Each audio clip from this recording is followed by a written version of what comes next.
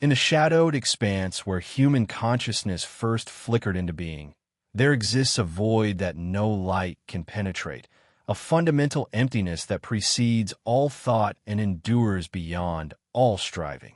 This is not the absence of meaning that philosophers chase in their futile scribblings, but the inherent rot woven into the fabric of existence itself, where every breath drawn is an unwitting affirmation of decay. Consider the lineage of forgotten souls who, in their isolation, came to embody this truth not through revelation, but through the slow erosion of their own illusions. In a remote valley nestled amid jagged peaks that pierced the indifferent sky, there dwelled a clan bound by an ancient decree, not of blood alone, but of a deeper affliction, a compulsion to confront the hollowness at the core of being. Their ancestors, having fled the clamor of civilizations that masked despair with trivial pursuits, established a domain where the weight of solitude pressed upon the mind like an unyielding stone, forcing each inhabitant to gaze inward until the self dissolved into nothingness. The elders, those withered vessels of inherited torment, whispered doctrines not of salvation, but of inevitable dissolution, teaching that the human form is but a temporary cage for an eternal scream silenced only by oblivion. Within this enclave, generations unfolded like layers of decaying parchment, each revealing more profound layers of futility. The rituals began innocently, as all descents do, with meditations on the impermanence of flesh, gatherings under moonless nights where participants recited litanies of their own insignificance, voices merging into a drone that echoed the wind's empty howl through barren trees. But as isolation deepened, so did the practices, evolving into trials designed to strip away the veils of ego and expose the raw nerve of existence. One such rite involved the binding of kin in chambers carved from the mountain's heart, where darkness was absolute and silence unbroken save for the drip of unseen water, a reminder that time itself erodes without purpose. Here, the subjected would confront the illusion of individuality, their thoughts spiraling into questions without answers. What am I if not the sum of inherited pains? Why persist in this charade of consciousness when the void beckons with its merciful indifference? The psychological toll manifested not in sudden madness, but in a gradual unraveling, where participants emerged altered, their eyes hollowed as if they had glimpsed the cosmic jest that underpins all life. Yet this was no pursuit of enlightenment. It was a deliberate plunge into dread, a recognition that knowledge of one's own nullity breeds not freedom, but an oppressive burden, a weight that bends the spine and poisons every interaction. The clan's matriarch, a figure etched with the lines of countless vigils, oversaw these immersions with a serenity born of resignation, her voice a steady incantation guiding the novices through stages of disintegration. First came the denial, the frantic clinging to memories of warmth or connection, illusions that the isolation methodically dismantled.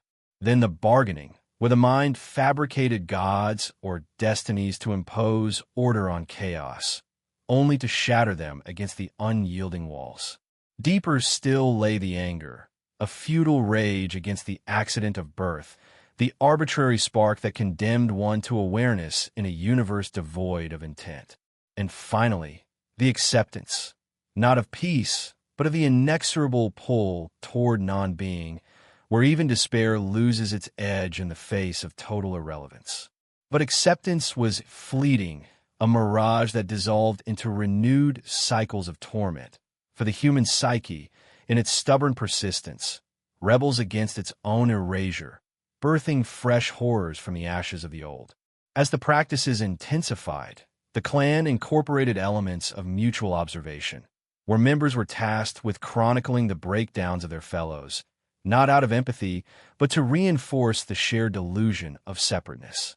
These records, inscribed on slabs of slate with tools fashioned from bone, detailed the minutiae of mental collapse, the tremors that betrayed suppressed terror, the whispers that evolved into incoherent pleas, the eventual stillness that mimicked death yet pulsed with unspoken agony. Such documentation served a dual purpose, preserving the lineage's philosophy while ensnaring the chroniclers themselves in a web of complicity. For to witness another's descent was to acknowledge one's own impending fall. The emotional gravity of these observances lay in their inevitability. No one escaped the chambers unscathed, and those who emerged carried fragments of the observed within them, blurring the boundaries between self and other until individuality became a cruel fiction.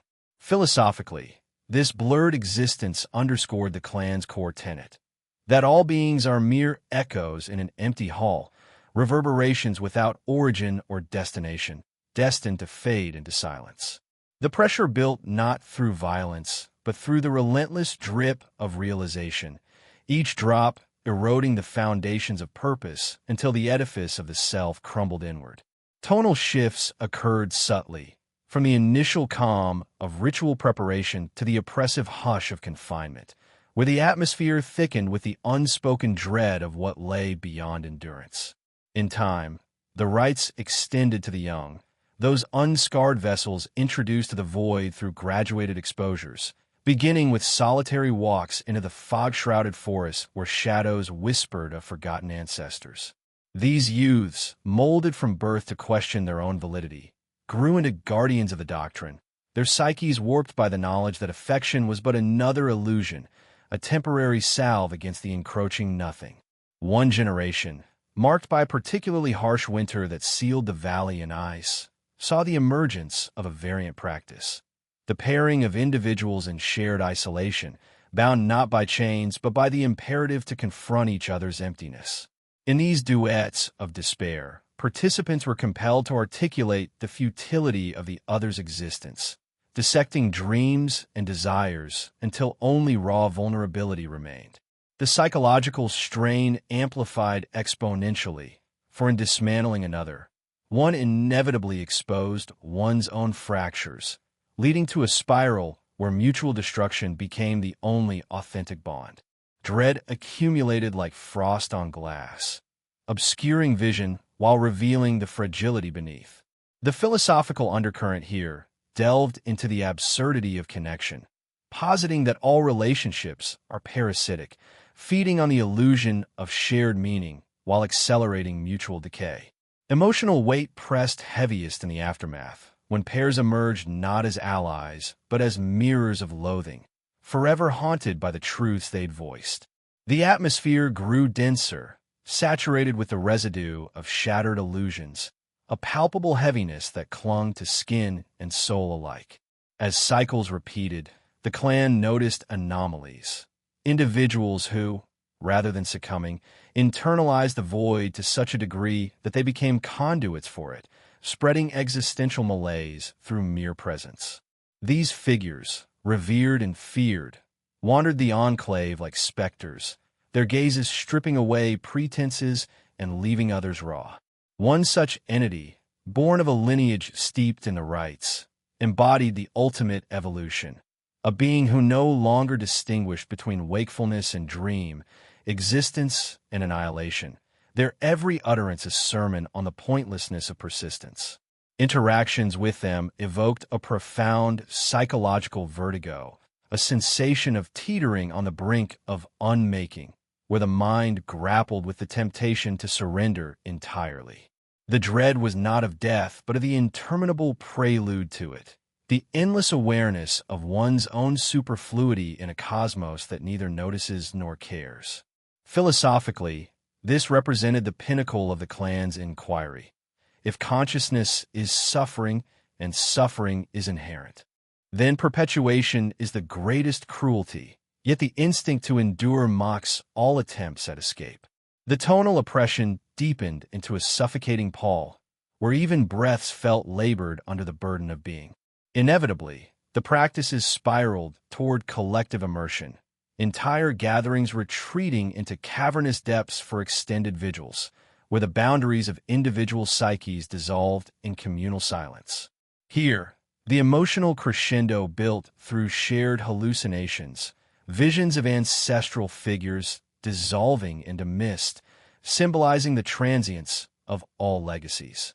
Psychological pressure mounted as distinctions blurred, fostering a hive-like despair where personal anguish amplified through resonance with the groups. The atmosphere congealed into something tangible, a miasma of unresolved longing for cessation, yet bound by the paradox of fearing the very oblivion sought.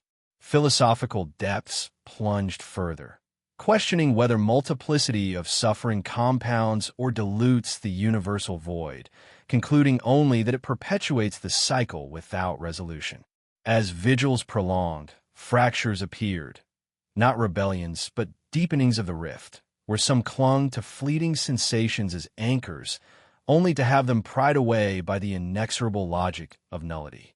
The dread evolved into a living entity, coiling through thoughts and dreams, whispering that all efforts to comprehend or resist merely entrench the torment. In this abyss, the clan's existence persisted not through will, but inertia, a testament to the cruel machinery of life that grinds on without mercy or meaning. And so the valley endures, its inhabitants locked in eternal contemplation of their own erasure, the weight of awareness pressing ever downward, unresolved, unending, a sermon without congregation, echoing into the void from which it sprang, in the hollow between two ranges where no river flows and no bird calls. There stood once a settlement without name, its houses built not against weather, but against the encroachment of silence. The people who lived there did not arrive by choice or by force. They simply found themselves present, as though waking inside a dream already in progress and discovering no door-marked exit.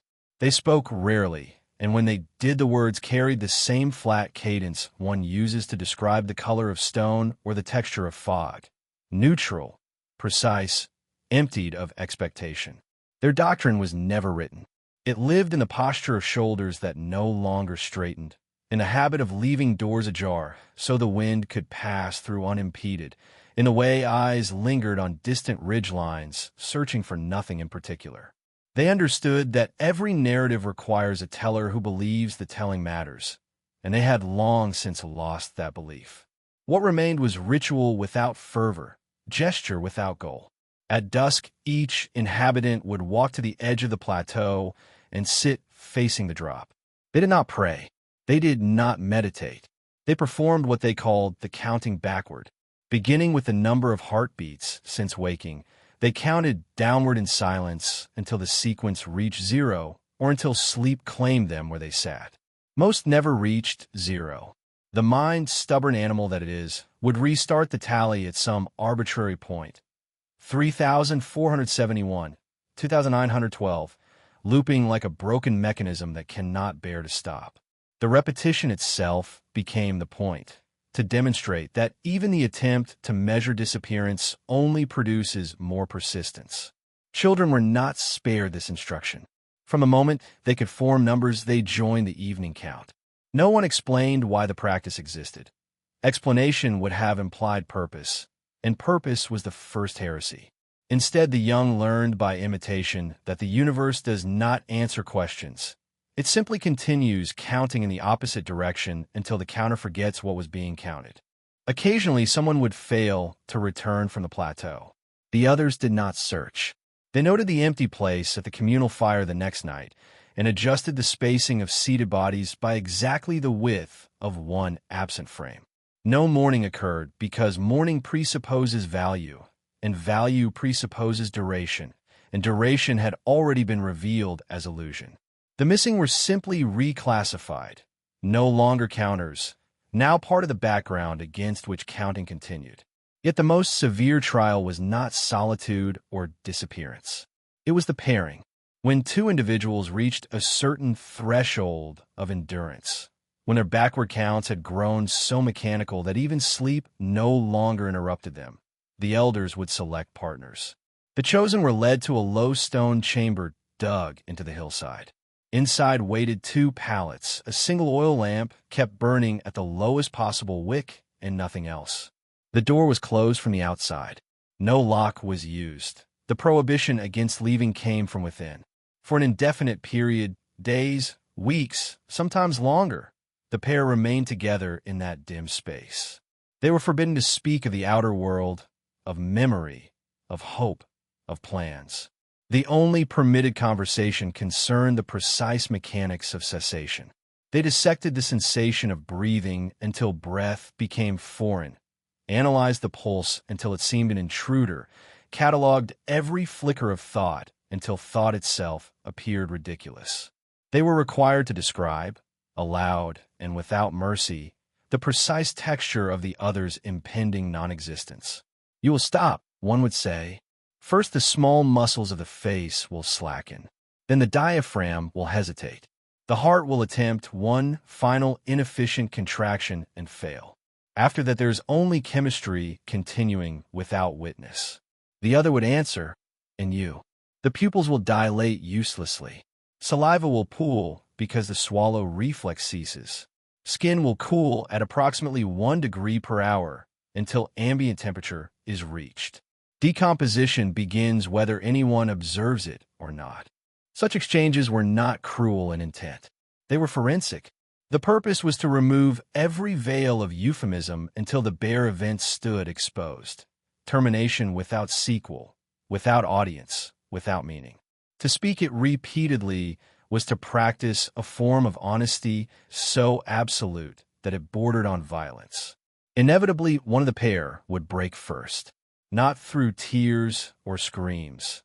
Those belonged to an earlier stage of being, but through a sudden, desperate attempt to reassert difference. "I'm not like you," the fracturing voice would declare. "I still feel the shape of my own name inside my mouth." The other would listen without interruption, then reply, "The shape is temporary.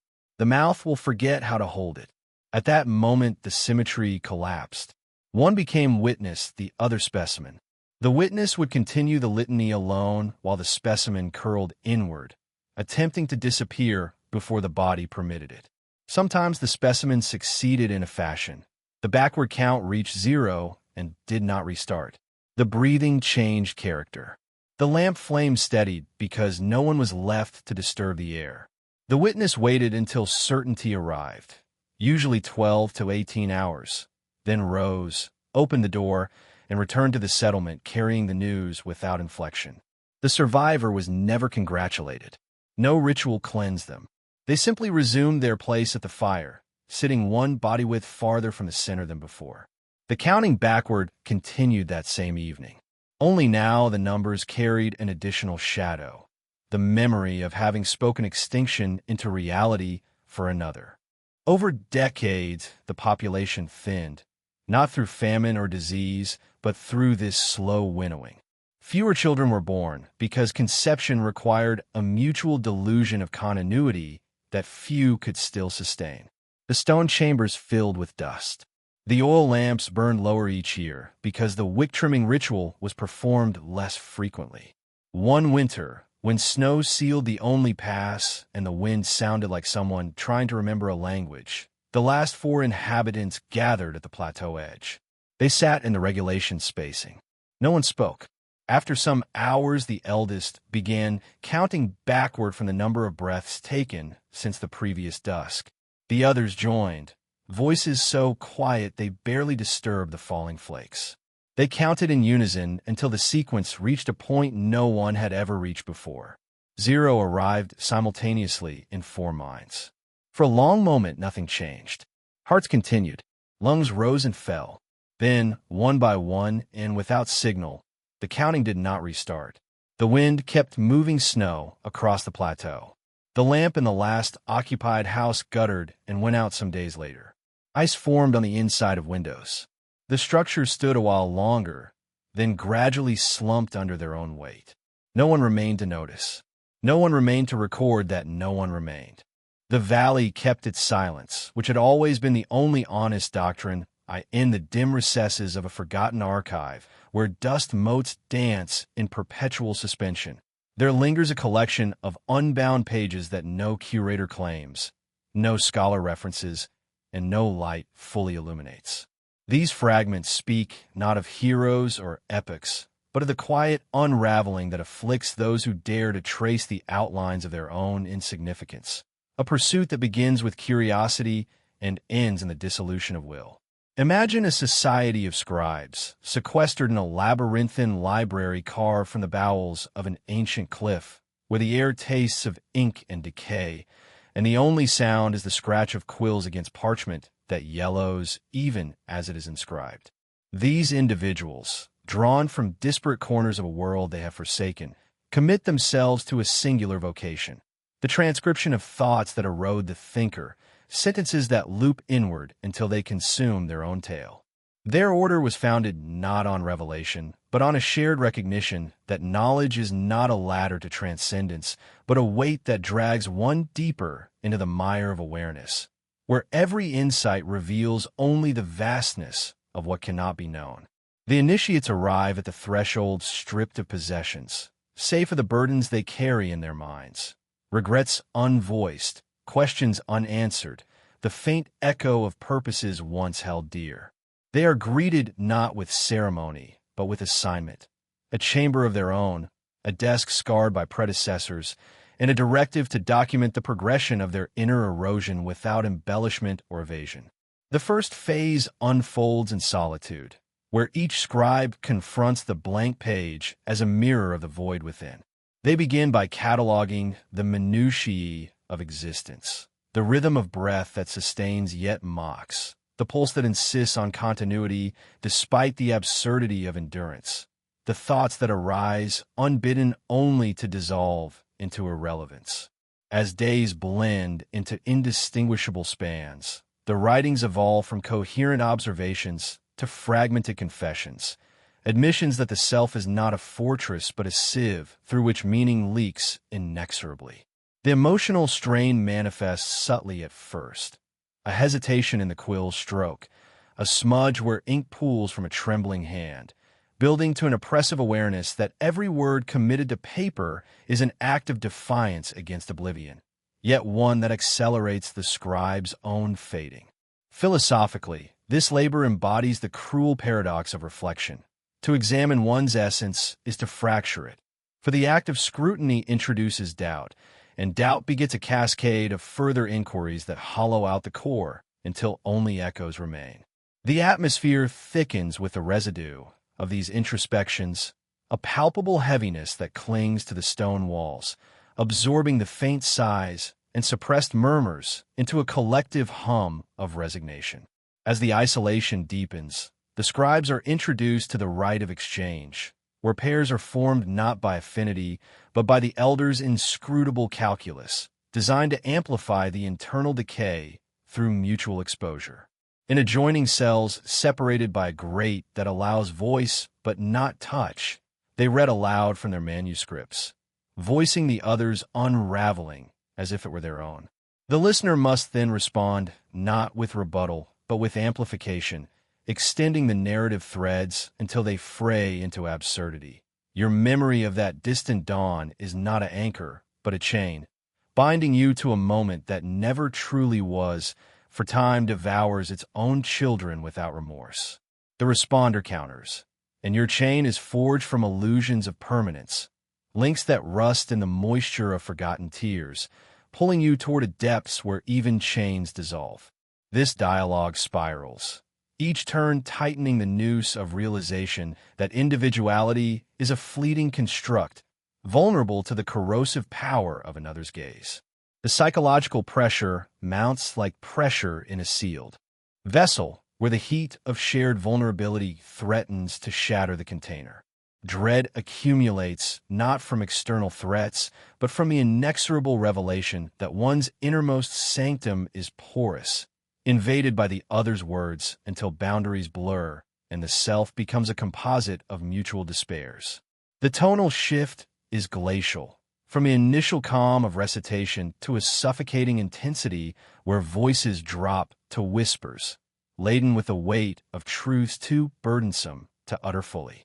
In this communion of erosion, some scribes reach a threshold where the manuscripts cease to be personal and become communal artifacts. Pages pass through the grate to be annotated with the other's insights, further diluting authorship until the text stands as a testament to collective nullity.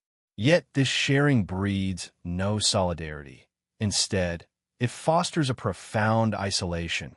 For to see one's dissolution mirrored and expanded by another is to confront the universality of futility, the knowledge that all struggles are variations on a theme of inevitable defeat. The elders, those who have endured multiple pairings and emerged as husks of their former selves, oversee these interactions with a detachment born of exhaustive surrender, intervening only when a scribe verges on total collapse, not to rescue, but to redirect the energy into deeper transcription.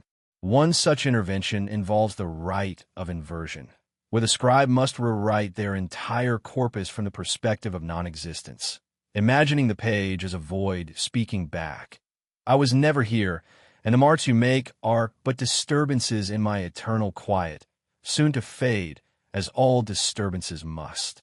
This exercise plunges the practitioner into a vortex of negation, where the emotional gravity pulls toward a center of absolute zero, stripping away layers of identity until only the act of writing remains, a mechanical twitch devoid of intent. Philosophically, it probes the essence of agency. If actions persist without a self to claim them, what distinguishes existence from its absence? The atmosphere congeals further, saturated with the scent of overworked lamps and the faint metallic tang of ink mixed with sweat, a sensory reminder of the body's futile resistance to entropy.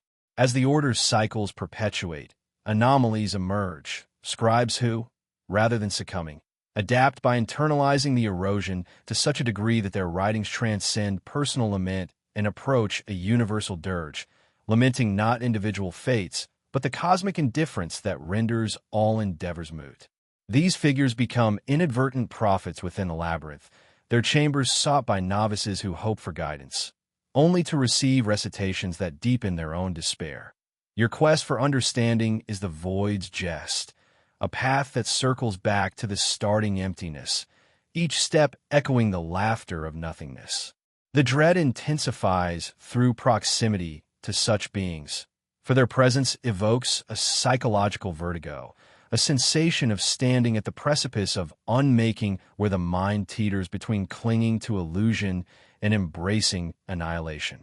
The buildup spirals relentlessly, with rites evolving to encompass larger groupings, entire cohorts confined to the central vault where manuscripts are read in chorus, voices overlapping in a cacophony that resolves in a harmony only when themes of dissolution align. Here, the pressure becomes communal, each participant's unraveling amplified by the group's resonance, fostering hallucinations of ancestral scribes joining the recitation for shadowed corners. The emotional weight presses like an unseen hand, compressing resolve until cracks form, not in sudden breaks, but in gradual concessions to the inevitable. Tonal oppression builds to a crescendo of hushed intensity, where even silence between readings carries the burden of unspoken finalities. Philosophically, this collective descent interrogates the illusion of separation. If all minds converge on the same void, does multiplicity merely delay the recognition of unity in nothingness? The labyrinth endures, its inhabitants perpetuating the transcription not through choice, but through the inertia of habit, a machinery of despair that grinds onward without operator or objective. And in the deepest alcove, where the eldest manuscript lies unfinished, its final sentence trails in a blank space, inviting the next scribe to continue the futile inscription, ensuring the cycle's unbroken chain of erosion, unresolved, unyielding, a sermon etched in fading ink upon the parchment of oblivion, beneath the crust of ordinary days. In districts where the street lamps dim early and the buildings lean as though listening to something far below, there persists a loose affiliation of individuals who meet without appointment, recognize one another without introduction, and part without farewell. They are not a secret society. They lack passwords, robes, hierarchies, oaths. They are simply people who have noticed the same slow fracture running through the texture of being and have chosen, without ever deciding, to gather in its vicinity. They convene most often in places already half abandoned, the upper floor of a shuttered textile warehouse, the rear booth of a cafe that closes at 3 but leaves the lights on until dawn, the concrete apron behind a disused rail terminus where trains no longer arrive. No one calls the meeting to order because there is no agenda. Conversation, when it occurs, moves in low orbits around subjects too large to be named directly. Someone might remark that the sensation of existing has begun to feel like wearing someone else's coat, cut to different proportions, smelling faintly of another life, sleeves too long or too short. Another might answer that the coat has no tailor. It simply grew around the body over decades until removal became anatomically impossible. These exchanges are conducted with the calm of people discussing weather patterns that have already drowned cities. There is no urgency, because urgency presupposes a future worth saving, and most of them have quietly relinquished that premise. Instead, they practice what one of them once called the inventory of absences. Each person, in turn, lists what is no longer present yet still exerts pressure.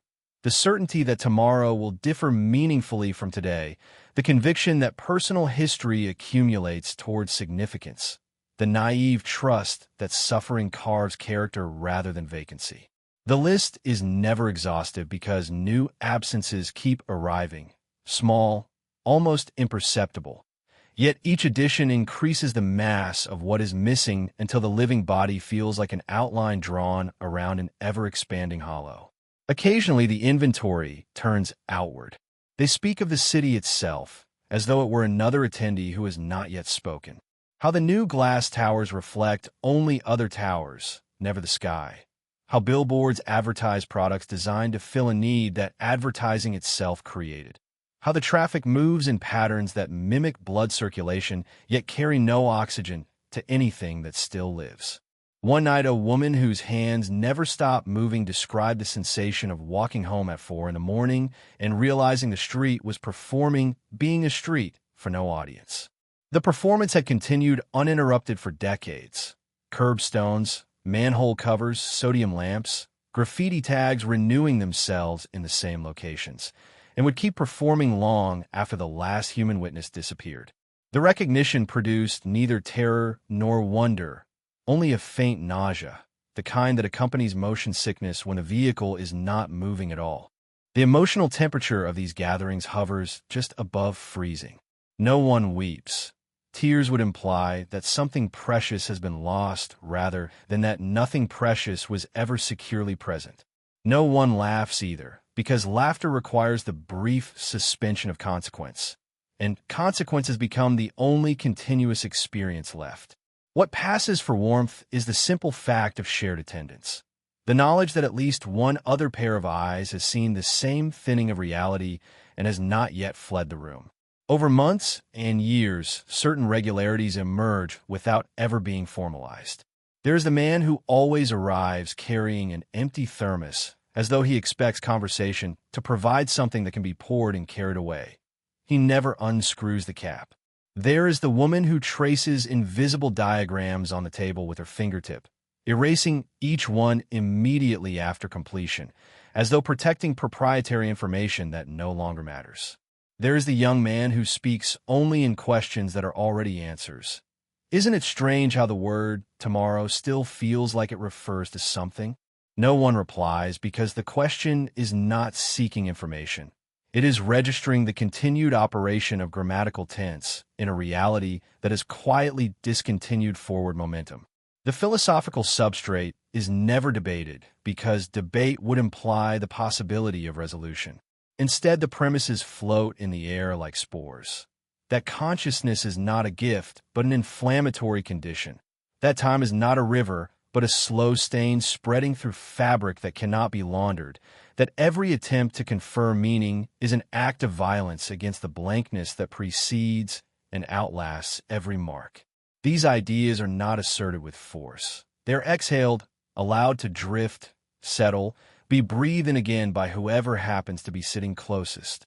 The pressure accumulates in the silences between utterances. Each pause lengthens imperceptibly until the room feels filled with a transparent, high-viscosity medium that resists movement. In that medium, small gestures become magnified. The way someone's shoulders rise half a centimeter before falling again. The momentary tightening of a jaw muscle. The brief unfocusing of eyes, as though the brain has tried to look past the interior of the skull and failed. These micro-events carry more weight than any spoken sentence because they betray the continued presence of a nervous system still attempting to regulate an organism that no longer believes in its own project. At irregular intervals, someone fails to appear again. No announcement is made. The empty chair is simply occupied by a different angle of light or shadow. After enough absences accumulate, the group thins to a core of 5 or 6 who no longer pretend the meetings serve any purpose beyond the continuance of a habit that has outlived its origin. They sit longer now, sometimes through the entire night and into the next gray morning, watching the geometry of the room change as sunlight finds new cracks to enter. One dawn, after 14 hours of near silence, the man with the thermos finally unscrewed the cap. Inside was nothing. He tilted the vessel so everyone could see the clean, dry interior, then set it back on the table without comment. The gesture was not symbolic. It was factual. The thermos had always been empty. The expectation that it might one day contain something had simply persisted longer than reason justified. No one reacted. No one needed to. The inventory had already included that particular absence years earlier. Eventually, the building they favored most often, the warehouse with the broken skylights, was scheduled for demolition. On the final night, they arrived as usual and found the doors padlocked, the windows boarded from the inside. They stood on the pavement for perhaps 20 minutes, regarding the chained entrance the way one regards an old acquaintance who has forgotten how to recognize faces. Then, without discussion, they walked in 4 different directions and did not reconvene. Some weeks later, a single folding chair remained on the sidewalk outside the construction fence, placed precisely where the rear entrance had been. No one knows who left it there. Rain filled the seat and stayed for days. Eventually, a sanitation crew removed the chair along with other debris. The puddle dried. The fence acquired new graffiti. Traffic continued to circulate in patterns that no longer needed witnesses. The city kept performing being a city. The coat kept fitting more loosely around bodies that had grown thinner without noticing. And somewhere, in rooms lit only by the afterglow of screens or by nothing at all, individuals continued the inventory in solitude, adding new items to the list of what is missing, knowing the list itself is also disappearing line by line, yet unable to stop the pencil from moving until the paper finally tears under its own accumulated weight. In the final apartment at the end of the corridor that no longer leads anywhere, a single occupant remains who has outlived the habit of leaving.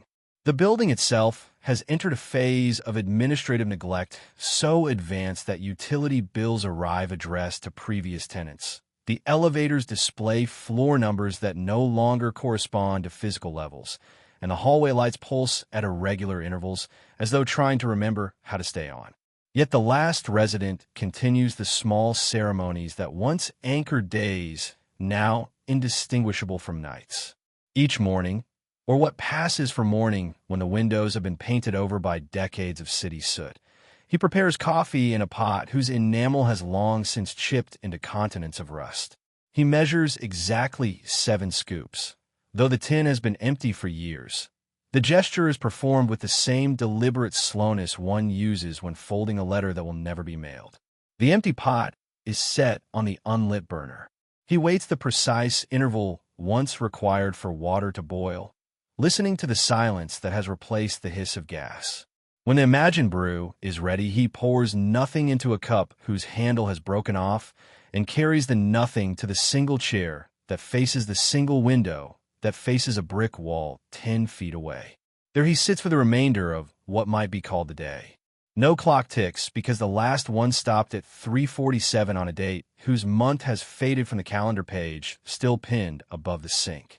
Time is now measured by the slow migration of a single water stain across the ceiling plaster. It began as a dime-sized discoloration 20-some years ago. Now it covers nearly half the room like an inverted lake whose surface never ripples. He tracks its expansion the way sailors once tracked longitude, by dead reckoning and the accumulating evidence of erosion. Occasionally, he speaks aloud to the stain. Not questions, not complaints, only statements of fact delivered in the flat register of someone reading weather reports from a continent he will never visit again. Another millimeter today. The edges are feathering. It has reached the light fixture. The stain does not answer. It has never answered. Its silence is perfect, comprehensive, the kind of silence that makes every other silence feel amateur. When the light through the painted glass dims to the color of weak tea, he rises, carries the empty cup to the sink, rinses it with water that has long since lost pressure, and sets it upside down on the drain board beside 7 other cups in the same position, each one waiting for a next use that has been retired from possibility. Then he walks the perimeter of the single room, 23 paces if he steps precisely, 24 if he allows himself the indulgence of uneven stride, counting each circuit as though tallying laps in a pool whose water evaporated decades earlier. On the final circuit of each evening, he pauses at the door. The chain remains latched, the deadbolt thrown, the chair still wedged under the knob, although no one has attempted entry since the last neighbor moved out in the winter of 1998 without saying goodbye. He places his palm flat against the wood and exerts no pressure. The gesture is acknowledgement rather than resistance. Here is a barrier. Here is a body on the near side of the barrier. Here is the recognition that both barrier and body are slowly exchanging properties. Wood warps, bone brittles, paint peels, skin thins. The distinction grows academic. After the circuit, he returns to the chair, sits, and begins the night portion of the inventory. Tonight's list is shorter than last night's. Some absences have become so familiar they no longer require naming. The expectation of rescue. The belief that memory accumulates wisdom rather than scar tissue. The reflex to reach for a telephone that no longer rings.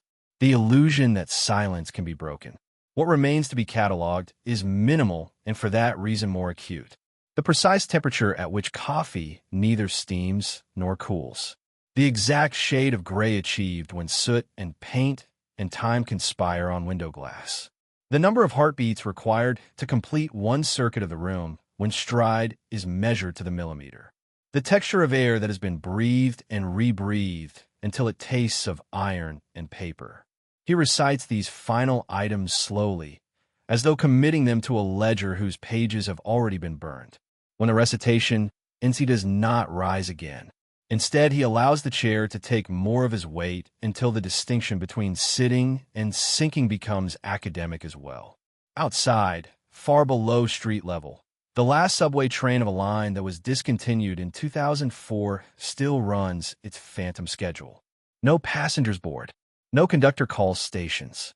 The cars pass through tunnels whose tiles have fallen away in crescents, revealing concrete scarred by water that drips from somewhere higher up, perhaps from a very ceiling stain that now covers most of the apartment 7 stories above. The train makes its loop, returns, departs again, performing being a train for ballast and rats and the occasional maintenance worker who has forgotten why he descended. In the apartment, the occupant does not hear the train. Or perhaps he does and has reclassified the rumble as another item on tomorrow's inventory. Either way, the sound continues without witness, like the city continues without needing witnesses, like the planet continues without needing cities, like matter continues rearranging itself long after any arrangement could matter. At some point, there is no clock to mark it. The body in the chair stops adding to the inventory. The chest still rises and falls for a while longer, a mechanical courtesy extended by muscle memory. Then that motion ceases. The stain on the ceiling keeps growing. A final drop detaches, falls, lands on the rim of the empty coffee cup with a sound too small to register anywhere except in the acoustics of absolute stillness. No one comes to open the door. No one comes to turn off a light that was never turned on. No one comes to record that nothing came. The apartment remains furnished with its single chair, its 7 upside-down cups, its slowly expanding ceiling lake, its occupant now reclassified as part of the furniture. Outside the painted window, the brick wall, continues performing being a wall. Inside, the stain continues performing being a stain. And somewhere beneath, everything the phantom subway continues its empty rounds, looping through tunnels that lead nowhere in particular, carrying no one to no destination, on a schedule maintained only because no one remembered to cancel it. Eventually, even the building department will lose the paperwork. Eventually, the structure will be red-tagged, then forgotten, then folded into the larger project of urban entropy. Eventually, the stain will reach the walls and begin its vertical migration downward. Eventually, the cups will collect dust until dust becomes their only content. Eventually, the chair will collapse under the weight of accumulated time. But none of that requires an audience. None of it requires conclusion. None of it requires anything at all. The inventory is complete. The list has become the object it once described. And the silence, having outlasted every speaker, settles finally into itself, without comment, without relief, without end.